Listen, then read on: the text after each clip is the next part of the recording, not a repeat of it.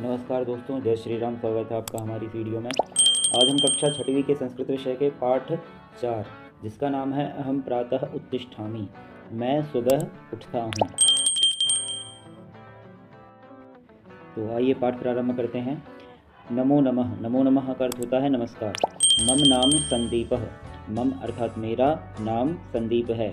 अहम मम दिनचर्याम वदामि, मैं मेरी दिनचर्या बताता हूँ या बोलूँगा। फिर इसके बाद है अगली लाइन में नमो नमः नमस्कार। मम नाम खुशी, मेरा नाम खुशी है। अहम अपि मम दिनचर्याम वदामि, मैं भी मेरी दिनचर्या बताऊंगी। ठीक है। इसके बाद में आगे अहम प्रतिदिनम प्रातः 5 वादने उत्तिष्ठामि, मैं प्रतिदिन अर्थात रोज प्रातः 5 बजे उठती हूँ। 5 वादने का मतलब क्या है? 5 बजे। फिर है प्रथमम भूमेः वंदनम करोमि, माता पितरौ च नमामि। उठने के बाद में क्या करता है ये?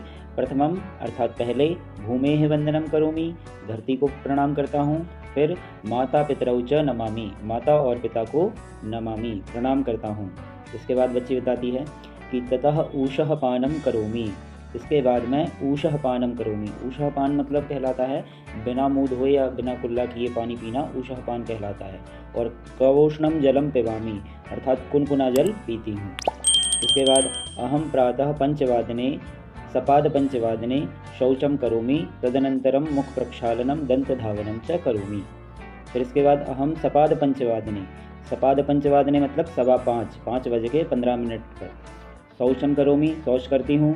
फिर तदनंतरम मुख प्रक्षालनम, उसके बाद मुँह धोती हूँ। और दंत धावनम च करोमि, और दांत धोती हूँ।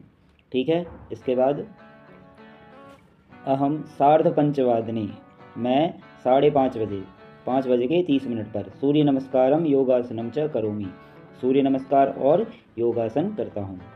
फिर अहम षड्वादने स्वाध्यायम करोमि, मैं षड्वादने मतलब 6 बजे स्वाध्यायम करोमि, अपने से पढ़ाई करता हूँ, अध्ययन करता हूँ।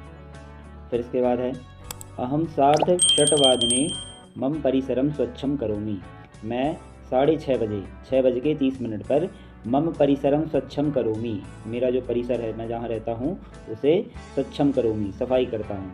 ततः पादोन सप्तवादने स्नानम करोमि, इसके बाद 6:45 बजे मतलब 6 बज के 45 मिनट पर स्नानम करोमि, स्नान करता हूँ। फिर अहम सप्तवादने प्रार्थनाम करोमि गीता पाठम च करोमि, मैं 7 बजे प्रार्थना करता हूँ और गीता का पाठ करता हूँ। तदनंतरम मातुः पितुः च चरण वंदनम करोमि, उसके बाद माता और पिता की चरण वंदना करता हूँ। फिर है अहम सार्ध सप्तवादने प्रातराशम करोमि, अर्थात मैं 7:30 बजे प्रातराशम अर्थात सुबह का नाश्ता, ब्रेकफास्ट जिसे कहते हैं, वो करती हूँ। तदनंतरम अष्टवादने विद्यालयम गच्छामि, उसके बाद 8 बजे मैं विद्यालय जाती हूँ।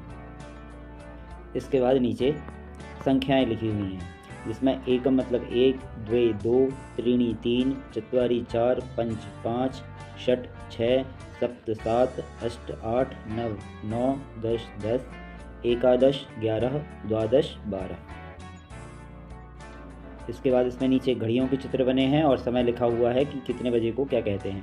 जैसे 5 बजे हैं तो पंचवादनम, 6 बजे हैं तो षड्वादनम, 7 बजे हैं तो सप्तवादनम, 8 बजे हैं तो अष्टवादनम।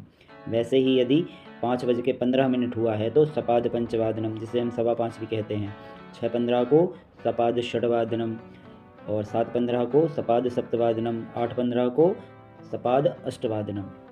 उसी तरह यदि 30 मिनट हो गए हैं, आधा घंटा हो चुका है, तो जैसे 5 बज के 30 मिनट हो चुके हैं, 5:30 हो गए हैं तो सार्ध पंचवादनम, 6:30 को सार्ध षड्वादनम, 7:30 को सार्ध सप्तवादनम, और 8:30 को सार्ध अष्टवादनम। उसी प्रकार जैसे 45 मिनट हो चुके हैं, पौने बज चुके हैं, जैसे 5:45 हो गए हैं तो क्या कहेंगे? पादोन षट्वादनम, पादोन, अगर 6:45 हो गए हैं तो पादोन सप्तवादनम, 7:45 को पादोन अष्टवादनम, और 8:45 को पादोन नववादनम।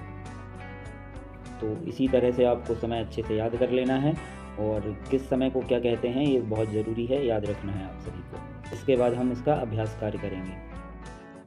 तो आइए दोस्तों, अब इस पाठ का अभ्यास कार्य प्रारंभ करते हैं, जिसमें पहला वाला प्रश्न है पट्टिकातः शिष्टाचारस्य पदानि चित्वा लिखन्तु। ये जो आपको पट्टिका दिख रही है, इसमें आपको कुछ शब्द दिए गए हैं। उसमें से आपको शिष्टाचार मतलब शिष्ट आचरण वाले शब्द, अच्छे आचरण वाले शब्द चुन करके आपको लिखना है। ये जो खाली स्थान दिख रहे हैं उसमें तो पहला है कलह। कलह तो अच्छा शब्द नहीं होता है। तो गुरुवंदनम, गुरुवंदनम अच्छा शब्द है। वृत्त सेवा, अतिथि सत्कार, मातृ प्रेम, पितृभक्ति, ज्येष्ठेषु आदरः, कनिष्ठेषु प्रीतिः, स्वाभिमानम, परोपकारः, प्राणिषु दया, प्रियवचनम, सत्यकथनम, सत्पात्रेः दानम, सर्वेषु मैत्री भावः, अहिंसः, समयपालनम, स्वच्छता, प्रकृतिरक्षणम, भ्रातृषु भगिनीषु च स्नेह। ये आपके शिष्टाचार के शब्द हो जाएंगे। इनको आपको खाली स्थानों में लिख लेना है। इसके बाद दूसरा वाला प्रश्न है, इसमें दिया गया है उदाहरणम अनुगुणम समयम संख्या भी लिखंतु। अर्थात जो उदाहरण के अनुसार आपको जो समय दिया गया है उसे आपको संख्याओं में लिखना है। जैसे पादोन सप्तवादनम मतलब 6:45, 6:45 को हम संख्या में क्या लिखते हैं? 6:45। ठीक है। वैसे ही दूसरा है सार्ध 10 वादनम, 10:30, 10:30 को क्या लिखते हैं? 10:30। वैसे ही 10 वादनम, 10 वादनम मतलब 10 बजे, 10 बजे को क्या कहते हैं? 10 और 2 शून्य। फिर इसके बाद है सपाद षड्वादनम, सपाद षड्वादनम मतलब 6:15, तो 6:15 हो जाएगा यहाँ पर। इसके बाद सार्ध चतुर्वादनम, सार्ध चतुर्वादनम मतलब 4:30। इसके बाद है पादोन एकादश वादनम, पादोन एकादश वादनम मतलब 10:45। ठीक है। इसके बाद में अगला वाला प्रश्न जिसमें कहा गया है उदाहरणम अनुगुणम समय अक्षरैहि लिखंतु। तो उदाहरण के अनुसार समय को अक्षरों में लिखना है, मतलब शब्दों में लिखना है जो संख्या में दिया गया है। जैसे 6 बजे को षड्वादनम, 5:30 को सार्ध पंचवादनम और 9:45 को पादोन 10 वादनम। फिर 12 बजे को द्वादशवादनम, 6:45 को पादोन सप्तवादनम और 11:30 को सार्ध एकादश वादनम। इसके बाद जो अगला प्रश्न है इसमें आपको क्या करना है? उदाहरणम अनुगुणम प्रश्न निर्माणम कुर्वन्तु। उदाहरण के अनुसार आपको उदाहरण का अनुसरण करते हुए प्रश्न निर्माण कीजिए। तो वाक्यों को आपको प्रश्न बनाना है। जैसे सह सार्ध सप्तवादने अध्ययनम करोति, तो प्रश्न क्या बनेगा? सह कदा अध्ययनम करोति। तो आप इसमें देख सकते हैं कि जो समय दिया गया है, समय की जगह पे इन्होंने क्या कर दिया है? कदा। कदा का अर्थ होता है कब। तो समय की जगह पे एक शब्द आ जाएगा कदा और पूरा सेंटेंस क्या बन जाएगा? प्रश्न बन जाएगा। जैसे पहले वाले को देखेंगे, सा सपाद नववादने विद्यालयम गच्छति।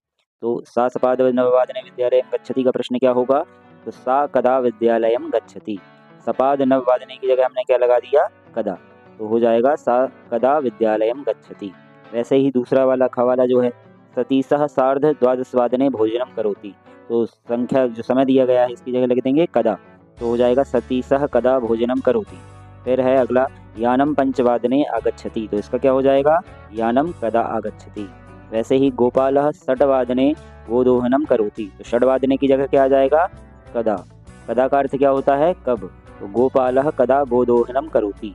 वैसे ही लास्ट वाला है इसी में, माता दशवादने कार्यालयम गच्छति। तो दशवादने की जगह आ जाएगा कदा, तो वाक्य हो जाएगा माता कदा कार्यालयम गच्छति। तो इस तरह से ये प्रश्न हल हो जाएगा हमारा। इसके बाद 5वां वाला प्रश्न है, इसमें कहा गया है स्वस्य दिनचर्याम सरल वाक्यैहि लिखन्तु। तो अपनी दिनचर्या को सरल वाक्यों में लिखना है। सरल छोटे छोटे वाक्यों में आपको अपनी दिनचर्या लिखना है, जिसमें उदाहरण में बताया गया है अहम प्रातः षड्वादने उत्तिष्ठामि।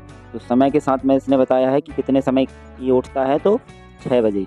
वैसे ही फिर इसके आगे आप इसी की तरह बना सकते हैं कि शार्ध षड्वादने या सपाद षड्वादने अहम मुख प्रक्षालनम करोति, सार्ध षट्वादने हम शौचम करोमि, दंतधावनम करोमि। इस तरह से आप चाहें तो पूरी दिनचर्या को समय के साथ में धीरे धीरे आप इसमें सरल वाक्यों में बना सकते हैं। तो ये आपको स्वयं से करके देखना है। मैंने बता दिया किस तरह से कर सकते हैं आप इसको। अगला प्रश्न है हमारा 6वां वाला, वाक्येषु शिष्टाचारम पदम योजयन्तु। वाक्यों में आपको शिष्टाचार पद शब्द जोड़ना है। ठीक है। जैसे यथा युवकः माता पितरोः सेवां करोति, युवक माता पिता की सेवा करता है। तो कवाले में क्या आ जाएगा? सा दुर्बलानां सहायं करोति, पहले में आ जाएगा सहायं करोति। दूसरे वाले में सर्वेषु प्राणिषु दया भावः भवतु, दया का भाव होना चाहिए सभी प्राणियों में। गवाला है सर्वे छात्राः पाठशालायाः, इसमें क्या आ जाएगा? नियम पालनम कुर्वन्तु। ठीक है। इसके बाद अगला वयम सर्वे अतिथीनां सत्कारम कुर्मः, हम सभी अतिथियों का सत्कार करते हैं। फिर लास्ट वाला है परस्परम छात्रेषु मैत्री भावः भवतु, परस्पर छात्रों में मित्रता की भावना होनी चाहिए। ठीक है, तो इसी के साथ में ये पाठ हमारा समाप्त होता है। आशा है आपको समझ में आया होगा।